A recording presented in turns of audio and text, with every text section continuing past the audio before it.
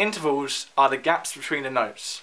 So when I play a C here and an E above it, the space in between those two notes is called an interval.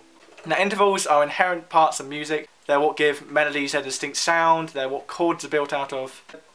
Every single interval on a keyboard has its own name. So the smallest interval on a piano is a semitone. For example, C to C sharp. So two notes, the gap between them is a semitone. And semitone can also be called a minor second. Next is a tone, which is the space between three different notes, so C, C sharp and D. That's also called a major second sometimes. Next is a minor third, which is made up of three different semitones, C to E flat. Next is a major third, made up of four semitones, C to E, for example. The next is a perfect fourth, which is made up of five different semitones, for example C to F. Now this next one has three commonly used names, used in different circumstances.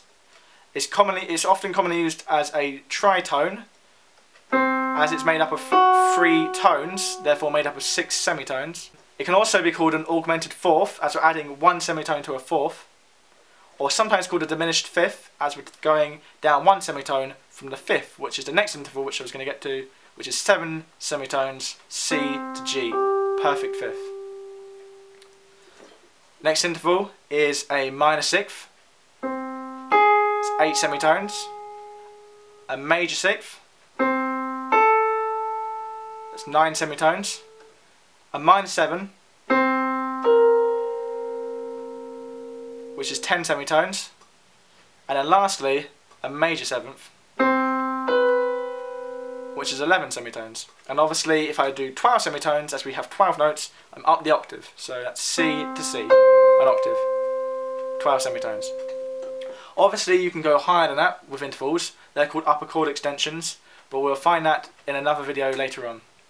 Just to recap then, we have a semitone, which is also called a minor second, a tone, which is often called a major second, a minor third, a major third, a perfect fourth, a tritone, or augmented fourth or diminished fifth, a perfect fifth, minor sixth, major sixth, minor seventh, major seventh, and octave.